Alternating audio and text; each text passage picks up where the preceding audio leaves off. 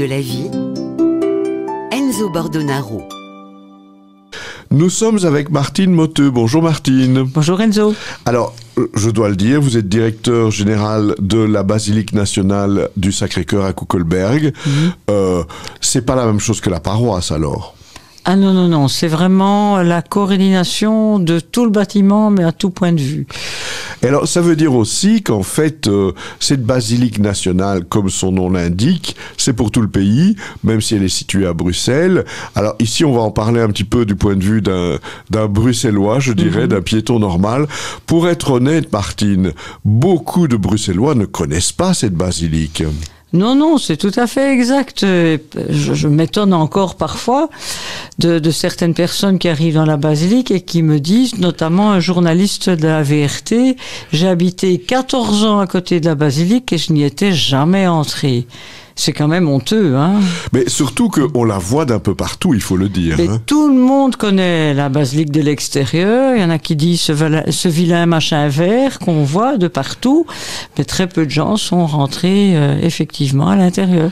Alors en plus, non seulement il y a peu de gens qui sont entrés dans la basilique, mais on ignore que c'est une des vues les plus spectaculaires sur Bruxelles quand même. C'est le seul endroit où nous avons une vue sur 360 degrés sur le tout Bruxelles à 53 mètres. Ce qui veut dire qu'en fait, les Bruxellois, qu'ils soient catholiques ou pas, peu importe, auraient un intérêt quand même à visiter cet endroit. Mais je dois dire, quand certains Bruxellois arrivent, ils sont tellement sous le charme qu'ils bien souvent, ils reviennent avec d'autres personnes, avec la famille, avec toutes sortes de gens. Ça veut dire que ça fait partie de vos tâches à la Basilique nationale d'accueillir des groupes ou de trouver des bénévoles pour faire visiter la basilique? Nous travaillons avec beaucoup de bénévoles pour les guides, mais grâce au Covid aussi, j'ai eu la possibilité d'étudier toute l'histoire. Donc, une de mes grandes passions, c'est de faire visiter la basilique également à des groupes. Et quand il y a des groupes un peu spéciaux qui se présentent, je le fais certainement. Et bon, j'ai la possibilité de le faire soit en néerlandais, soit en français. Parce que, Martine, il faut bien le dire, cette basilique nationale, c'est un peu l'histoire de notre pays, en plus d'être l'histoire de l'Église, parce qu'il y a vraiment trop à voir dans cette basilique. Mais quand on fait une visite normale, il faut déjà bien se grouiller, c'est 1h30. Mais ça, c'est la visite classique. Mais il y a d'autres choses à voir aussi, et les arrières, et les sous-caves, et il y a tellement moyen de tourner. Vous avez même un théâtre, j'ai entendu dire. On a une magnifique salle de théâtre qui s'appelle la salle Vita pour 178 personnes et qui a été renouvelée juste avant le Covid. Où nous avons des groupes locaux qui viennent d'ailleurs. Et alors, il faut bien le dire aussi, quelle que soit, je dirais, la taille du groupe, vous avez aussi des lieux pour qu'ils puissent être à l'abri si jamais le temps est mauvais ou s'ils viennent avec leur pique-nique, ça peut être possible de l'organiser. Nous avons des salles de location aussi, donc quand les gens nous téléphonent d'avance, certaines ASBL ou des écoles, oui, bien sûr, nous pouvons recevoir dans les salles de location. Alors, il y a bien sûr aussi, évidemment, la vie paroissiale, je dirais, de la paroisse du Sacré-Cœur à Kuckelberg. Ça veut dire que ces personnes-là, d'une certaine manière, voient plus régulièrement la basilique, mais pas nécessairement la connaissent bien. Non, on est parfois étonné aussi de voir que beaucoup de gens viennent aux différentes cérémonies religieuses, mais qui, par exemple, ne savent pas qu'au 3e étage, il y a un musée. Au 1er étage, à 10,50 m, il y a le musée des Sœurs Noires. Et puis, il y a le panorama. Beaucoup de nos paroissiens ne sont jamais montés. Donc, il y a une communication terrible à faire. Et alors, moi, ce qui m'étonne aussi, c'est que, selon l'époque de l'année où on y va, et si c'est le jour ou si c'est le soir, cette basilique, on la voit différemment parce que il y a les vitraux, il y a les plafonds, il y a quand même, il faut bien le dire, un peu l'art déco de différentes époques. Donc, on peut y aller plusieurs fois dans l'année. Mais je pense qu'il faut visiter la basilique plusieurs fois avant de la connaître, et beaucoup de gens s'y perdent. Et donc, il faut vraiment la voir quelques fois avant vraiment de se répertorier dans la basilique. Moi-même, j'ai eu une visite guidée par 8 personnes différentes. Et avec notre concierge, c'était le plus intéressant. Parce qu'elle a toutes les clés, toutes les portes, elle connaît. J'ai appris plein de choses avec elle. Les anecdotes. Toutes les anecdotes, elle est là depuis plus de 20 ans. Donc, on apprend beaucoup de choses, mais elle connaît tous les petits couloirs que certaines autres personnes ne connaissent pas. Et la semaine dernière, tout à fait par hasard, j'ai encore vu une cave que je n'avais jamais vue. La salle Olympia. Parce que j'avais été contactée grâce à un bourgmestre par une association à Kuckelberg qui fabrique des spiritueux et de la bière. Et il cherchait un endroit pour mettre des barils de whisky. Et le bourgmestre et le ministre Gatz avaient dit, va voir Madame Motteux, il y a peut-être bien des caves. Et puis j'apprends, ah oui, il y a encore une cave à vin. Et il y a sûrement encore du vin dedans. Mon Dieu. Je dis, mais c'est pas possible quand même. Allez, je suis ici 3 ans et on m'a jamais dit ça. Et alors, avec un de nos techniciens, je suis descendu dans la salle Olympia. Il y avait en effet encore quelques bouteilles de vin, mais ça doit être du vinaigre parce que ça doit avoir 35-40 ans. Il n'y a pas vraiment d'étiquette non plus.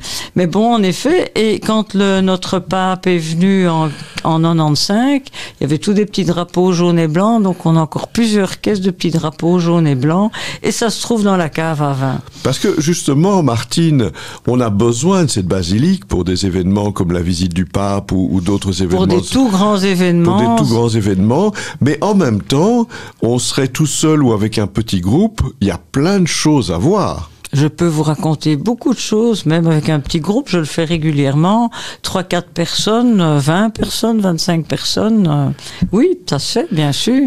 J'ai appris que vous aviez reçu récemment des reliques du Saint-Pape Jean-Paul II qui vous avaient été apportées spécialement et qui maintenant, récemment, vraiment, il y a une chapelle spécialement dédiée à ça. Mais beaucoup, je dirais, d'associations présentes en Belgique ou d'ordre religieux ont créé des vitraux ou des chapelles. Oui, bien sûr. Donc tous les vitraux ont été apposés pendant la construction de la basilique, mais encore maintenant, on a des propositions pour poser de nouveaux vitraux. Le seul ennui maintenant de la basilique, c'est qu'on trouve le donateur, il se présente avec un artisan bien souvent, mais les châssis de la basilique sont en tellement mauvais état qu'il y a une grosse restauration à faire, et donc c'est bien plus coûteux qu'on ne pourrait le penser, donc il y a certains vitraux qui sont en attente. Justement, les paroisses de toute la Belgique sont habituées à ce qu'une fois par an, il y ait la fameuse collecte pour la basilique nationale, mais beaucoup de gens ont ça, je dirais, à l'arrière de leur esprit en se disant, bon, j'ai déjà donné pour cette affaire, mais est-ce que ces gens-là sont au courant de toutes ces activités? Comment est-ce qu'on pourrait faire pour savoir ce qui se passe dans cette basilique? Ben, je crois qu'il faut faire encore une beaucoup plus grosse communication, certainement, sur Bruxelles, parmi les différentes télévisions locales, mais on doit faire ça aussi au niveau national. C'est vraiment nécessaire. Parce que les gens ne voient pas à quel point cet édifice est habité, pourrait-on dire. Non, c'est vrai qu'ils ne connaissent pas l'édifice. Pourtant, c'est la 5e plus grande église du monde. Mais c'est le souci de beaucoup de Bruxellois et de Belges. Ils vont à l'étranger, ils visitent toutes les églises. Mais la propre église près de chez eux, ils n'ont jamais vu. Mais je dis, grâce au Covid, ils ont quand même un peu découvert la basilique.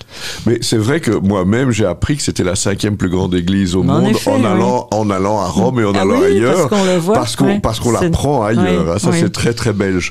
Alors, si on n'est pas catholique, imaginez, hein, on n'est pas de tradition catholique et on veut visiter cette basilique, c'est possible aussi, j'imagine. Mais il y a énormément de gens qui ne sont peut-être pas croyants ni catholiques, mais qui visitent parce qu'ils aiment l'art déco et c'est fort en vogue maintenant.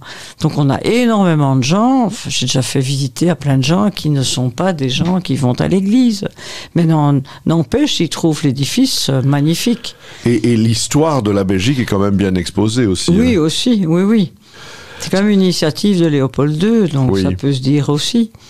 Alors, elle a un avenir, vous me dites, de restauration, de rénovation, hein, ça c'est un peu inévitable. Quand on a un bâtiment, elle est là depuis un certain temps, tous les 20 ou 30 ans, mais bon, voilà.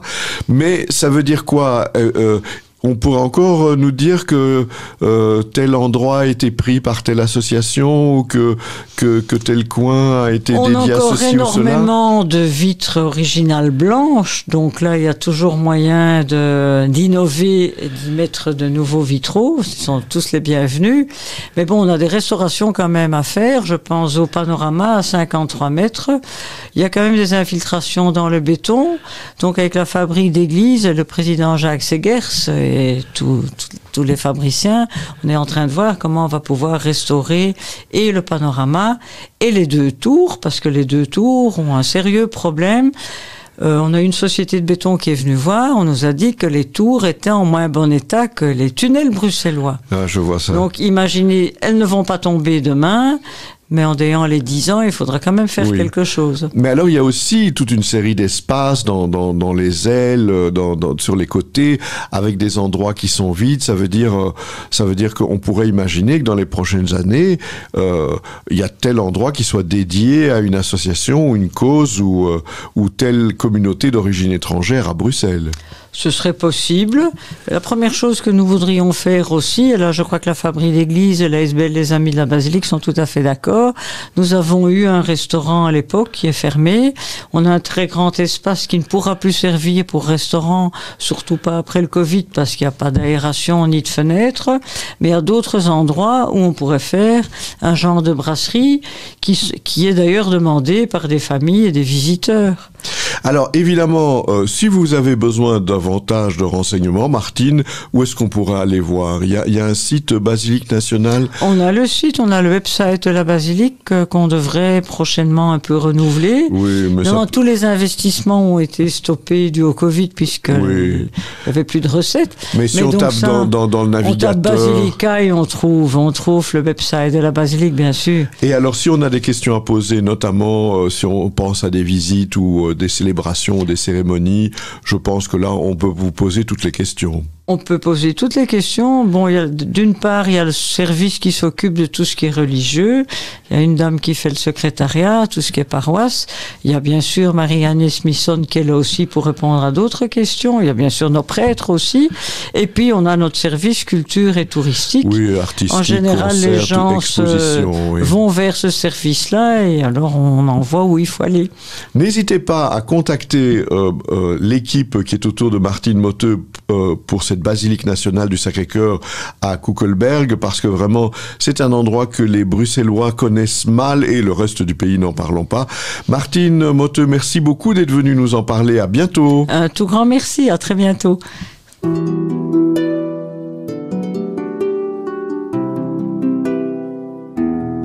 Au fil de la vie, Enzo Bordonaro.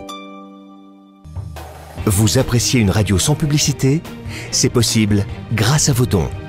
Soutenez votre radio.